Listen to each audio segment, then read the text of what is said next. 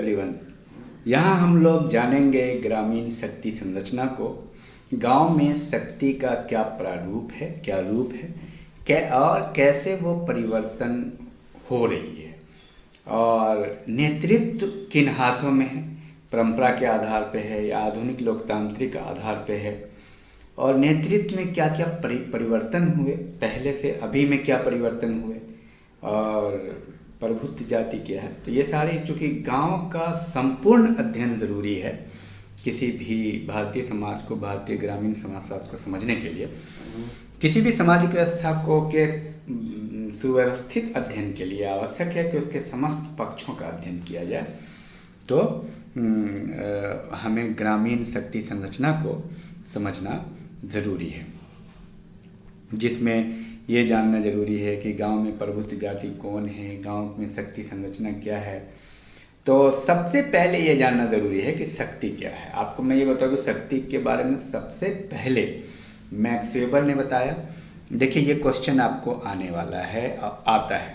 Max weber ने शक्ति की अवधारणा दी, और मैक्स वेबर ने शक्ति और सत्ता की अवधारणा दी, सत्ता के प्रकार बताए, शक्ति और सत्ता में अंतर बताया, और सत्ता के 3 प्रकार बताए, चमत्कारिक सत्ता, तार्किक सत्ता, परंपरागत सत्ता। तो सत्ता और शक्ति में गहरा संबंध है। शक्ति, देखिए सरल भाषा में समझिए, किसी भी काम को किसी से करवा लेना शक्ति है।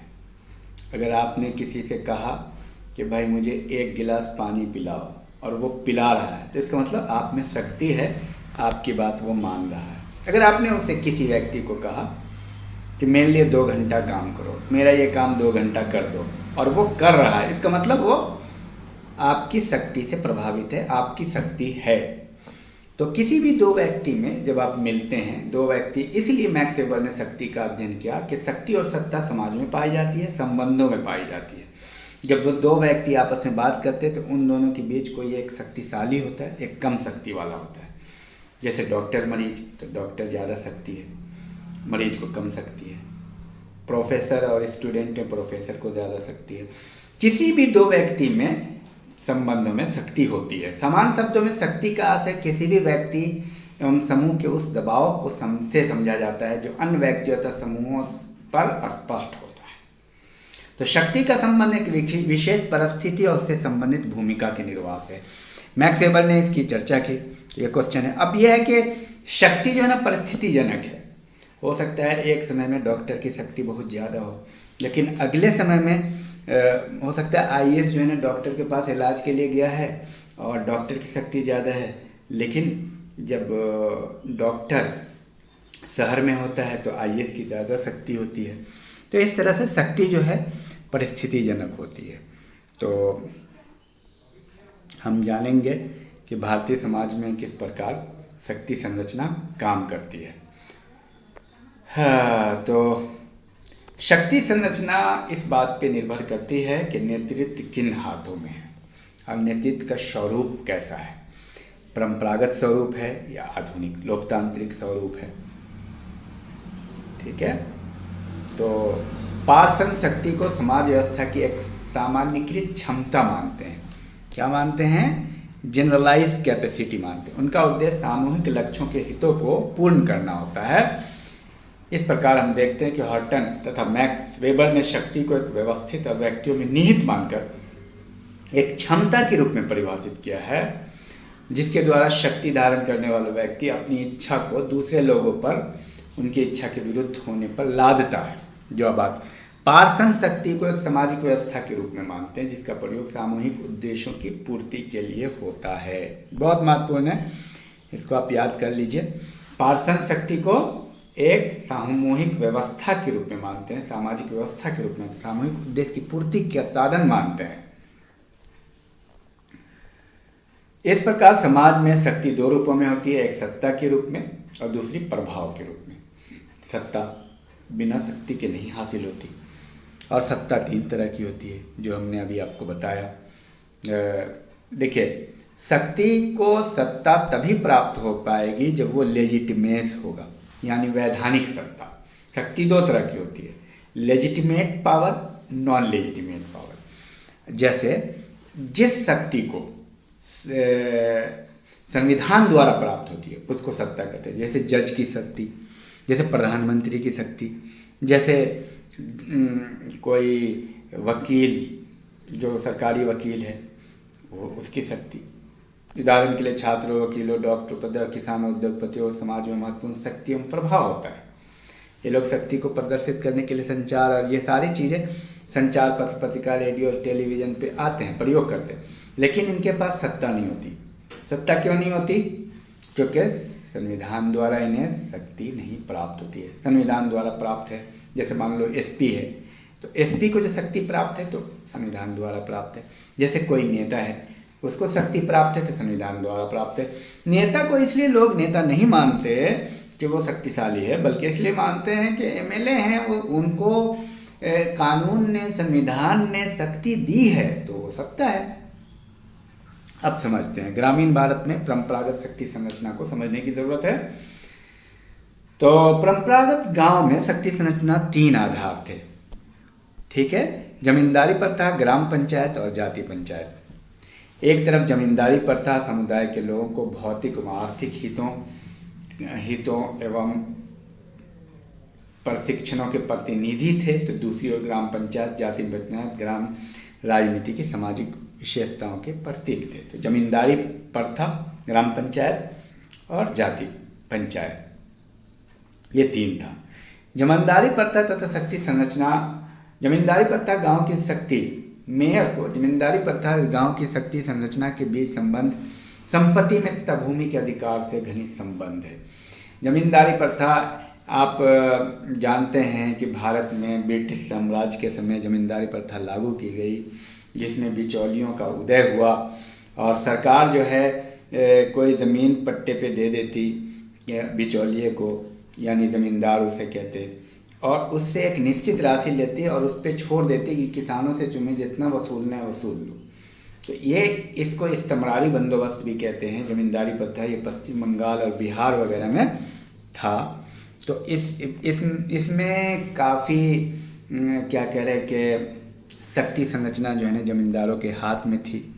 बेडन पावेल का मत है कि प्रजातीय अवगमन के परिणाम स्वरूप भूस्वामित्व के अधिकारों में परिवर्तन होता रहा और रैयतवाड़ी व्यवस्था प्रचलित थी, जो बाद में दक्षिण भारत में आई। आर्यों ने भूमि पर गांव के सामूहिक स्वाद की प्रथा प्रारंभ की। तो ये है कुल मिलाकर के भूमि पर स्वामित्व के आधार पर उत्तरी भारत में 2 प्रकार के गांव देखने को मिलते हैं। तालुकदारी जमींदारी प्रथा वाले गांव, संयुक्त जमींदारी प्रथा वाले गांव मतलब सामूहिक, और एक रैयतवाड़ी। 3 प्रकार की व्यवस्था थी जमीन से संबंधित। एक जमींदारी प्रथा, दूसरा रैयतवाड़ी व्यवस्था और तीसरा महलवाड़ी जिसे कहते हैं। महलवाड़ी में पूरे गांव को एक प्रतिनिधि के रूप में माना जाता है और पूरे गांव से क्या करें टैक्स वसूला जाता है। गांव के लोग एक व्यक्ति के पास पूरे गांव का टैक्स एक साथ जमा होता है। रैयतवाड़ी व्यवस्था में डायरेक्ट किसान से रैयत से क्या कहते हैं कि टैक्स ले आता था। और जमींदारी प्रथा में बिचौलिया यानी जमींदार गांव का होता था और वो बीच में होता था। सरकार सारे किसानों से टैक्स लेकर के सरकार को देता था। तो इस प्रकार जमींदारी प्रथा में जमींदारों की शक्ति बहुत बढ़ गई।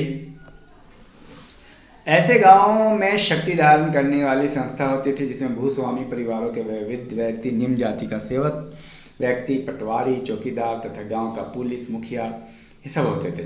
तालुकदारी गांव में भी उप भूमि स्वामी होते थे जिन्हें ठेकेदार या ठेकेदार तालुकदार की तरह ही शक्ति का प्रयोग करते थे। तो कुल मिलाकर के आप ये देखिएगा जमींदारी प्रथा का बड़ा प्रभाव रहा है उत्तर भारत में। और ग्रामीण पंचायत, ग्राम पंचायत का संगठन भी जमींदारी प्रथा के अनुसार ही विभिन्न गांव में अलग अलग प्रकार का था। पंजाब और दक्षिण भारत के गांव में एक ग्राम पंचायत होती थी जिसके अधिकार क्या होंगे और सदस्य कौन होंगे ये लगभग तय था। गांव पंचायत में भिन्न लंबरदार, तालुकदार, ठेकेदार, विभिन्न जाति पंचायत के वयोवृद्ध व्यक्ति, चौकीदार आदि होते थे। जमींदारी प्रथा जहां गांव को विभिन्न थोक पट्टेदार में विभाजित करते वहीं ग्रामीण शक्ति संरचना व्यापक अधिकार भी था।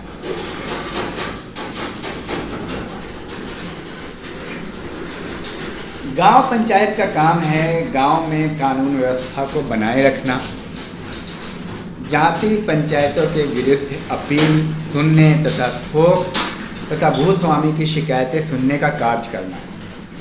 गांव में कानून व्यवस्था को बनाए रखना मेनली गांव पंचायत का काम था।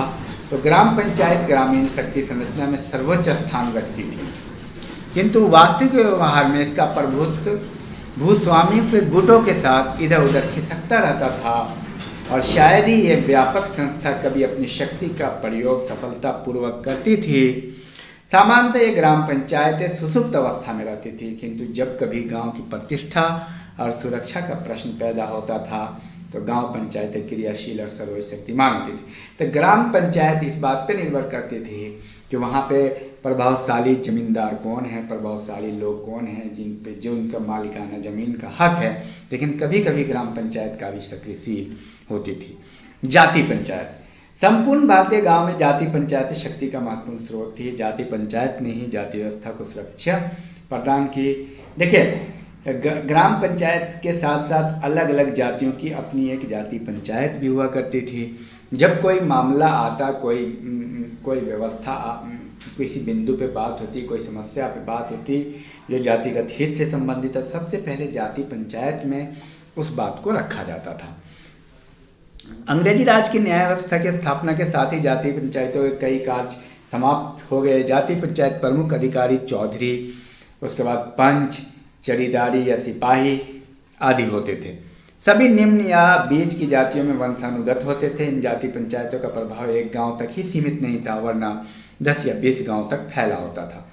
जाति पंचायतों के कई कार्य करते थे, जैसे भोजन के नियमों को तय करना, विवाह क्षेत्र नियम उल्लंघन, विरोधी जाति और समूहों की जाति को प्रतिष्ठा एवं सुरक्षा के हितों की रक्षा करना। समय समय के साथ जमींदारी प्रथा का उन्मूलन हुआ और नया चयनित पंचायतों का गठन, तो गांव में जाति पंचायतें क्रियाशील हुई और जातियों के गुट बने। जमींदारी प्रथा में जाति पंचायतों में जातिवाद का तत्व दबा रहा था। जाति पंचायत शक्ति और द्वितीय अपेक्षित स्रोत थी, किंतु अब वे गांव में सामाजिक, आर्थिक, राजनीतिक संबंधों को नियंत्रित करने वाली शक्ति बन गई है। तो कुल मिला के आप ये देखिएगा कि जाति पंचायत का बहुत बड़ा रोल रहा है। ग्रामीण शक्ति संरचना के इस परंपरागत स्वरूप में प्रमुख विशेषता देखिए, ग्रामीण शक्ति संरचना जिन व्यक्तियों तथा समूहों से संबंधित थी उनकी शक्ति का स्वरूप मुख्यतः आनुवंशिक था। ये महत्वपूर्ण ये बिंदु है, इसको आप याद कीजिएगा और नेट के पॉइंट से भी ये कॉन्सेप्ट बहुत बेहतर है। अपनी शक्ति संरचना निरंकुशता की विशेषता से युक्त थी। परंपरागत ग्रामीण शक्ति संरचना में जाति संस्थान का प्रभाव स्पष्ट रूप से विद्यमान रहा। वैयक्तिक शक्ति के निर्धारण में भी भू स्वामित्व तथा परिवार प्रतिष्ठा का विशेष स्थान था। शक्ति संरचना का स्वरूप मुख्यतः स्थानीय था। प्रत्येक गांव की शक्ति संरचना बिल्कुल अलग अलग थी। किसी गांव में मान लीजिए कि पंडित का प्रभाव है, तो किसी गांव में ठाकुर का प्रभाव है, किसी गांव में यादव का प्रभाव है। अलग अलग शक्ति संरचना गांव के। ग्रामीण शक्ति संरचना एक लंबी अवधि तक सामाजिक संरचना का भी आधार रही है। अंत में परंपरागत ग्रामीण शक्ति संरचना के अंतर्गत सत्ता का तत्व प्रभात की अपेक्षा अधिक महत्वपूर्ण थी। इसका अभिप्राय है कि व्यक्ति की शक्ति उसके प्रदत्त अधिकारों से संबंध थी। प्रदत्त अधिकारों का ज़्यादा संबंध था, जबकि लोकतांत्रिक और अर्जित अधिकार पे जोर नहीं था, जाति पे निर्भर कर रहा था। फिर भूस्वामित्व पे निर्भर कर रहा था। शक्ति संरचना में वर्तमान परिवर्तन क्या क्या हुआ है, इसको समझना है। तो शक्ति संरचना में भारतीय ग्रामीण शक्ति संरचना आज अपने परंपरागत स्वरूप से हटकर नया परिवेश ग्रहण कर रही है। स्वतंत्रता प्राप्ति के पश्चात भारत में जमींदारी प्रथा का उन्मूलन करके एक नई जनतांत्रिक पंचायती व्यवस्था की स्थापना हुई। अब आप ये समझिए कि आज के डेट में ग्रामीण शक्ति संरचना को अगर आप समझना है, आज के दिन में लोकतांत्रिक विकेंद्रीकरण का प्रभाव देखने को मिलता है। पंचायती राज 1993 में सबसे पहले राजस्थान के नागौर में लागू हुआ और वो सफल रहा। पंचायती राज लागू होने, ये पंचायती राज जो है ना, गांव के लोगों को, गांव के नेतृत्व में एक बड़ा परिवर्तन है। और गांव में अब सबसे बड़ी बात यह है कि लोकतंत्र के आधार पे चयन होता है शक्ति संरचना का। इसमें सबसे इम्पोर्टेंट चीज़ क्या है कि युवा आ रहे हैं नेतृत्व में। अब परंपरागत पहले लोग बूढ़े बूढ़े आदि बूढ़े और बुजुर्ग लोग होते थे, लेकिन अब युवा लोगों का प्रभाव बढ़ा है, आधुनिक नियमों का प्रभाव बढ़ा, लोकतंत्र का प्रभाव बढ़ा, नई प्रवृत्ति जन्म ली, शिक्षित लोगों को महत्व दिया जाता है। तो ये सब परिवर्तन है। डॉक्टर योगेंद्र सिंह के अनुसार निम्नलिखित रूप से समझा जा सकता है। गांव की नवीन शक्ति संरचना में वर्तमान विशेषताएं हैं जो डॉक्टर योगेंद्र सिंह, ये बहुत महत्वपूर्ण है, ये महत्वपूर्ण IAS PCS में कोट करने के लिए भी है, आप अपने एग्जाम में कोट कर सकते हैं डॉक्टर योगेंद्र सिंह की बात को। और साथ साथ में ये इम्पॉर्टेंट है नेट के लिए भी, गांव में आज भी शक्ति का केंद्रीकरण उच्च जातियां हैं, लेकिन परिवर्तन हो रहे हैं। ग्राम निम्न जातियां और निम्न वर्ग समूह संगठित होकर शक्ति प्राप्त करने के लिए उच्च जाति उत्तर वर्गों में प्रतिस्पर्धा कर रहे हैं। ये बात योगेंद्र सिंह कह रहे हैं। जातिगत स्तर पर इस प्रवृत्ति ने गुटवाद को जन्म दिया। आज गांव में हर जगह गुटवाद पाया जाता है। यादवों का अलग गुट है, पंडितों का अलग गुट है, ठाकुरों का अलग गुट है। नवीन ग्रामीण शक्ति व्यवस्था को जिन धर्म निरपेक्ष तथा प्रजातांत्रिक मूल्यों के आधार पर विकसित करने का प्रयत्न किया गया था, वे ग्रामीण मूल शक्ति संरचना में अधिक प्रभावपूर्ण नहीं बन पाए। डॉक्टर योगेंद्र सिंह कहते हैं कि आज भी जाति का प्रभाव वहाँ पे बहुत ज़्यादा है। चौथा पॉइंट, ग्रामीण शक्ति संरचना आज भी विभिन्न जातियों वर्गों को आर्थिक संपन्नता, आर्थिक अधिकारों की प्राथमिकता से प्रभावित है, जो हमने आपको कहा। इसका तात्पर्य है ग्रामीण शक्ति व्यवस्था उन समूहों में केंद्रित है जो सामान्य ग्रामीण की आवश्यकताओं को नियंत्रित करते हैं। तो इस स्पष्ट होता है कि भविष्य में ग्रामीण शक्ति व्यवस्था में होने वाले परिवर्तन इस तथ्य से प्रभावित होंगे कि गांव में होने वाले प्राधिक परिवर्तनों का स्वरूप कैसा है, टेक्नोलॉजी। योगेंद्र सिंह द्वारा प्रस्तुत इन सभी निष्कर्षों से स्पष्ट है कि गांव की शक्ति संरचना में चाहे कितना भी परिवर्तन हो गया हो, लेकिन ये परिवर्तन केवल बाहर है, आंतरिक नहीं। तो लेकिन कुल मिलाकर के आप जब कोई एग्जाम में या किसी भी टॉपिक को आप समझते हैं तो बहुआयामी तरीके से समझते हैं। परिवर्तन भी हुआ है, ऐसा नहीं है। डॉक्टर योगेंद्र सिंह ने ये बात 20 साल 25 साल पहले कही है और आज समाज में बहुत बड़ा व्यापक, अगर आप आज लिखेंगे तो इसमें बहुत परिवर्तन हो जाएगा। योजना कुरुक्षेत्र से अगर आप इसका लेंगे तो आज आप देखिए ऊंची जाति के गांव में भी कई बार नीची जाति का मुखिया बन जाता है ग्रामीण शक्ति संरचना में। आधुनिक संविधान ने हमें यह शक्ति दी है, लेकिन इसमें कोई शक नहीं, डॉक्टर योगेंद्र सिंह की बात आज भी सत्य है, क्योंकि बहुत जाति पे आधारित जातिगत गुट है और आज भी जाति निर्धारित करता है। तो शक्ति का नया प्रतिमान है, डेवलप हुआ है, नए नए ग्राम पंचायत बने हैं। अब देखिए योगेंद्र सिंह ने वर्तमान भारतीय गांव में शक्ति संरचना की विशेषता का उल्लेख है। गांव में आज भी ये वही है। तो क्या अब हम यहाँ ये समझेंगे, प्रोफेसर बैजनाथ का मत है कि भारत में शक्ति संचरण के प्रमुख 7 स्वरूप हैं। ये आपको याद करना बहुत ज़रूरी है, इस पर आप ध्यान दीजिए। शक्ति संचरण 7 तरीके से होता है। व्यक्ति से व्यक्ति की ओर, व्यक्ति से समूह की ओर, समूह से व्यक्ति की ओर, समूह से समूह की ओर, समुदाय से समुदाय की ओर, समुदाय से व्यक्तियों की ओर, समुदाय से समूह की ओर। व्यक्ति से व्यक्ति की ओर, परंपरागत ग्रामीण संरचना में व्यक्ति का केंद्रीकरण व्यक्ति के हाथ में था। परिवार में पत्नी पर पति को, वयोवृद्ध लोगों को, युवाओं लोगों पर, बड़े भाई बहनों को। तो इस तरह से आप देखिएगा परंपरागत व्यवस्था में भूमिकाओं और पदों के निर्धारण में समानता के सिद्धांत का पालन नहीं किया, लेकिन आज यह परिवर्तित हुआ व्यक्ति से समूह की ओर। तो इसको आप लोग पॉइंट को आप समझ लीजिएगा।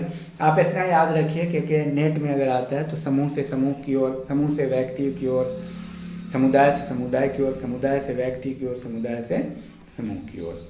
अब ग्रामीण नेता, ग्रामीण नेता सामाजिक शक्ति संरचना का, ग्रामीण शक्ति संरचना का महत्वपूर्ण अंग है और वर्तमान जटिल समाज में हमारी संपूर्ण सामाजिक व्यवस्था प्रत्यक्ष तथा अप्रत्यक्ष रूप से नेतृत्व पर प्रभावित है।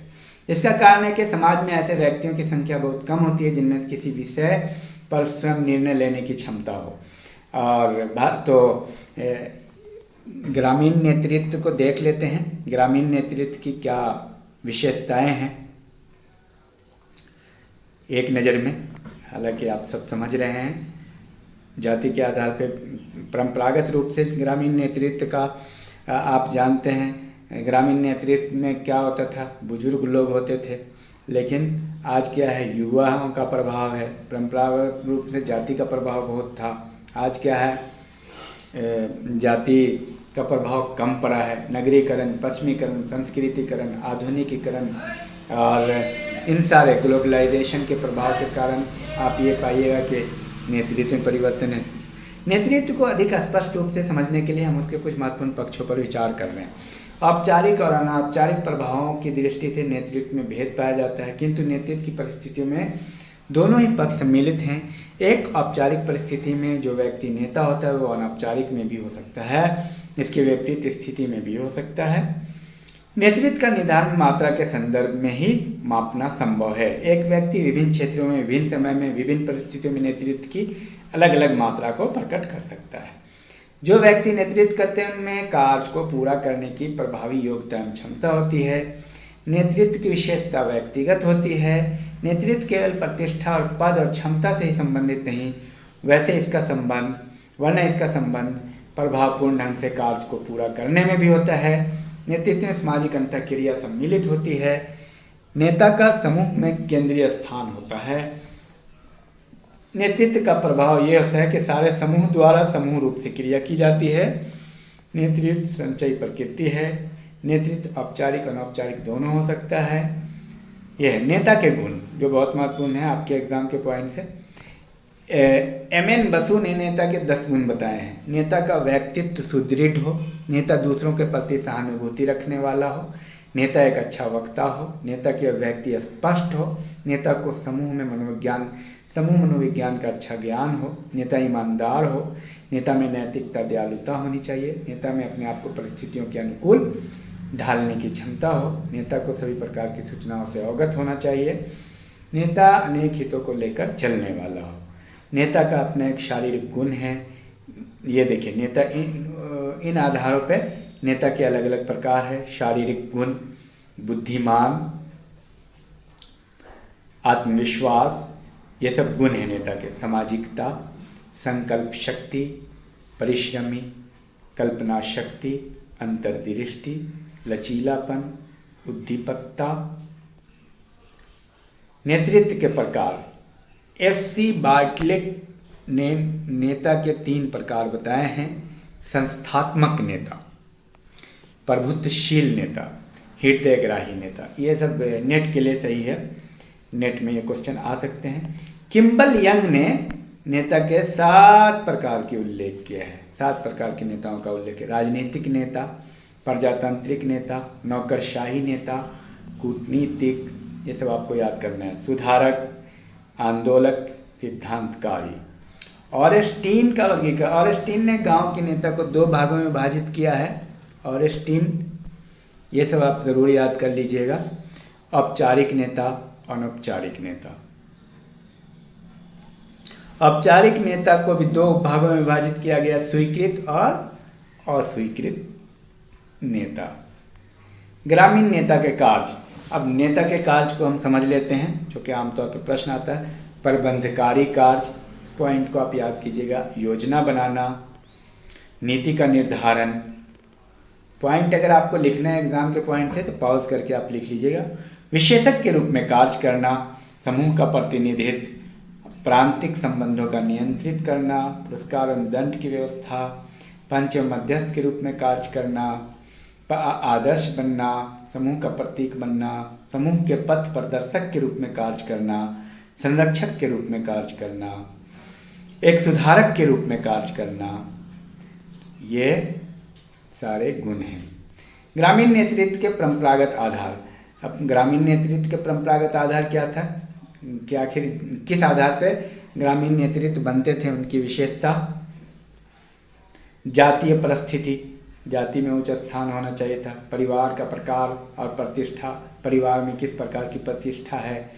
आयु कितनी है, पहले ज़माने में आयु अधिक होना ज़रूरी था, कम आयु के व्यक्ति को अच्छा नहीं माना जाता। आर्थिक परिस्थिति, परंपराओं का ज्ञान कितना है नेता को होना चाहिए था, गांव के मुखिया को पुराने ज़माने में। बाह्य दुनिया से संपर्क कितना है, उस पर भी निर्भर था। बहुमुखी व्यक्तित्व। परंपरागत ग्रामीण नेतृत्व की विशेषताएं। ग्रामीण नेतृत्व में रक्त संबंध का भी रोल था। आनुवंशिकता का प्रभाव। नेतृत्व जातियों में विभक्त, अनौपचारिक नियंत्रण की प्रधानता, नेतृत्व का सामाजिक स्वरूप, नेतृत्व में पारस्परिकता, नेतृत्व में प्रतिष्ठा की प्रधानता और नेतृत्व में सर्वांगीणता। ग्रामीण नेता के उद्भव, इमरजेंस पैटर्न ऑफ रूरल। अब जो नए नेतृत्व में जो परिवर्तन आए हैं आज के ज़माने में, नेतृत्व में स्वतंत्रता के बाद जो परिवर्तन आए हैं उनमें क्या क्या इन बिंदुओं पर उनको अच्छे से प्रजातांत्रिक नेतृत्व का प्रभाव। आज जो है प्रजातांत्रिक नेतृत्व का प्रभाव पड़ा है। आज संविधान का युग है, लोकतंत्र है। लोकतंत्र के आधार पर तार्किकता बढ़ी है, लोगों में शिक्षा का महत्व बढ़ा है, शिक्षित नेता को लोग पसंद कर रहे हैं। नेतृत्व में विशेषीकरण चाहिए, नेता में बहुत अच्छे गुण हो, योग्यता हो, युवकों का बढ़ता हुआ प्रतिनिधित्व। आज आप पूरे भारत में देख लीजिए, पंचायती राज में युवाओं को चुनने की होड़ लगी हुई है। मध्यम वर्ग की प्रधानता है नेता में। आज नेतृत्व में परिवर्तनशीलता, अब जाति को बहुत ज़्यादा महत्वपूर्ण नहीं माना जाता। सामूहिक नेतृत्व का विकास हुआ है। नेतृत्व राजनीति से संबंधित हो गए हैं, पॉलिटिकल पार्टीज भी इसमें घुस गई है। भूस्वामित्व परिवार जाति के प्रभाव में ह्रास हुआ है, जाति के प्रभाव में ह्रास हुआ है। अधिक शक्तिशाली नेतृत्व पर बल दिया गया है, प्रजातांत्रिक नेतृत्व पर बल दिया गया है। ये रहा। Thank you, all the best.